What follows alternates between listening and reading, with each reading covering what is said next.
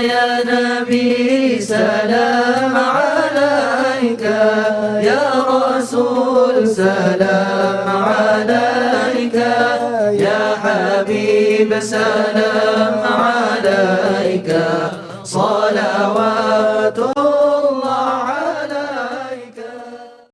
ஒரு மனிதன் பரிபூர்ணமான உண்மையான முஃமினாக ஆகிவிட்டான் என்பதற்கு அடையாளம் என்னவென்று சொன்னால், நாம் என்னவெல்லாம் நம்மளுடைய வாழ்க்கைக்கு தேவை என்பதாக நினைத்துக் கொள்கின்றோமோ அதுவெல்லாம் நம்மளுடைய பிற சகோதர முஸ்லிமுக்கும் கிடைக்க வேண்டும் என்பதாக நாம் வாழ்ந்து கொள்ள வேண்டும்.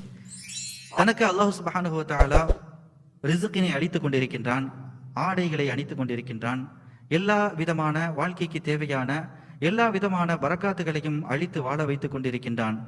இவை அனைத்தும் என்னுடைய சகோதரனுக்கும் தேவை, அவனுக்கும் அளிக்க வேண்டும், அல்லாஹு சுப்ஹானஹு வ தஆலா அவனுக்கும் கொடுக்க வேண்டும் என்பதாக ஒரு மனிதன் நினைத்து விட்டான் என்று சொன்னால் அவன் ஈமானிலே பரிபூரண ஈமானை அடைந்து விட்டான் என்பதாக பெருமானார் ஸல்லல்லாஹு அலைஹி வஸல்லம் அவர்கள் நமக்கு சொல்லித் தருகின்றார்கள். நபியிடத்தில் ஒருவர் யாசகம் கேட்டு வருகின்றார்.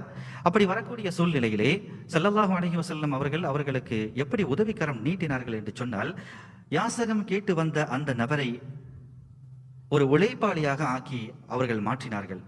ஸல்லல்லாஹு அலைஹி வஸல்லம் அவர்கள் கேட்கின்றார்கள், உங்களுடைய வீட்டிலே என்ன இருக்கின்றது என்பதாக கேட்கின்றார்கள். என்னுடைய வீட்டிலே ஒரு போர்வையும் ஒரு கோப்பையும் இருக்கின்றது, இரண்டையும் எடுத்து வாருங்கள் என்பதாக ஸல்லல்லாஹு அலைஹி வஸல்லம் அவர்கள் சொன்னார்கள். சொன்னதற்கு பின்பாக அந்த இரண்டு பொருட்களும் எடுத்துக்கொண்டு வரப்பட்டது, அது ஏலம் விடப்பட்டது. அந்த ஏலத்தை சஹாபாக்கள் வாங்கி கொண்டார்கள்.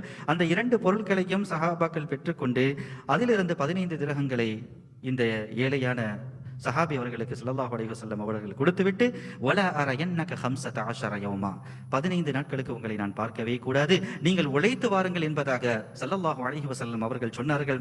அவர்கள் 15 நாட்களுக்கு பிறகு அண்ணலம் பெருமானார் ஸல்லல்லாஹு அலைஹி வஸல்லம் அவர்களிடத்தில் வந்து சொல்கின்றார்கள், யா ரசூலல்லாஹ், நான் உழைக்கும் தருணத்தில் இருக்கின்றேன், நான் உழைப்பாளியாக மாறிவிட்டேன் யா ரசூலல்லாஹ், என்னிடத்திலே இப்படிப்பட்ட காசுகள் எல்லாம் இருக்கின்றது, என்னுடைய குடும்பத்தின் தேவைகள் போக இன்ன பிற காசுகள் எல்லாம் என்னிடத்தில் இருக்கின்றது என்பதாக ஸல்லல்லாஹு அலைஹி வஸல்லம் அவர்களிடத்திலே இந்த ஏழை சஹாபி சொல்லியதற்கு பின்பாக அண்ணலம் பெருமானார் ஸல்லல்லாஹு அலைஹி வஸல்லம் அவர்கள் சொல்லக்கூடிய வார்த்தை, ஹாதா கைருன் லக மின் அன் தஜீஅல் மஸ்அலது நுக்ததன் ஃபீ வஜ்ஹிக யௌமல் கியாமா, நாளை மறுமை நாளிலே, அந்த கியாமத் நாளிலே நீங்கள் செய்யக்கூடிய அந்த யாசகம் உங்களுடைய முகத்தில் கரும் புள்ளியாக இருப்பதை விட நீங்கள் உழைக்கின்றேன் என்பதாக சொல்கின்றனர் அல்லவா, இதுதான் மிகச் சிறந்தது என்பதாக ஸல்லல்லாஹு அலைஹி வஸல்லம் அவர்கள் ஒரு ஏழையான சஹாபியை ஒரு செல்வந்தராக மாற்றிய அருள்மிகு வாழ்க்கைக்கு சொந்தக்காரர்களாக ஸல்லல்லாஹு அலைஹி வஸல்லம் அவர்கள் இருக்கின்றார்கள். எனவே ஒரு மனிதனை அவன் கஷ்டப்பட்டு கொண்டிருக்கின்றான், அவன் சிரமப்பட்டு கொண்டிருக்கின்றான் என்பதாக அவனுடைய பாதைகளை விட்டுவிடக் கூடாது.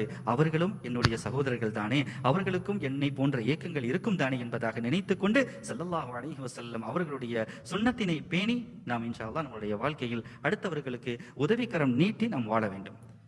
ஸல்லல்லாஹு அலைஹி வஸல்லம் அவர்கள் அடுத்தவர்கள் சிரமத்தில் இருந்தார்கள் என்று சொன்னால் நீங்கள் என்ன செய்ய வேண்டும் என்பதையும் நமக்கு சொல்லி தந்திருக்கிறார்கள். பெருமானார் ஸல்லல்லாஹு அலைஹி வஸல்லம் அவர்களின் ஹதீஸின் மூலமாக நாம் அறிய முடிகின்றது, மா மின் அபதின் முஸ்லிமின் யதுஉ லி அஹீஹி பில்லஹரில் கைபி இல்லா காலல் மலக் வலக பிமிஸ்ல். ஒரு மனிதன் கஷ்டப்பட்டு கொண்டிருக்கின்றான், அந்த நேரத்தில் யா அல்லாஹ், இவன் என்னுடைய சகோதரன், இவன் கஷ்டப்பட்டு கொண்டிருக்கின்றான், துன்பப்பட்டு கொண்டிருக்கின்றான், எனவே அவனுடைய கஷ்டத்தை நீக்க வேண்டும், அவனுடைய துன்பத்தை நீக்க வேண்டும் என்பதாக அவனுக்கே தெரியாமல் ஒருவன் துஆ செய்து கொண்டிருக்கின்றான் என்று சொன்னால், நமக்கே தெரியாமல் பின்னால் இருந்து ஒரு மலக் ஆமீன் வலக பிமிஸ்ல், ஆமீன் வலக பிமிஸ்ல், அல்லாஹ் உனக்கும் அது போன்ற வாழ்க்கையை தரட்டும், அல்லாஹ் உனக்கும் அது போன்ற வாழ்க்கையை தரட்டும் என்பதாக நம்மளே அறியாமல் நமக்கு பின்னால் அல்லாஹ் சுப்ஹானஹு வ தஆலா ஒரு வானவரை ஏற்படுத்தி நமக்காக துஆ செய்யக்கூடிய வானவரை ஏற்படுத்தியிருக்கின்றான்.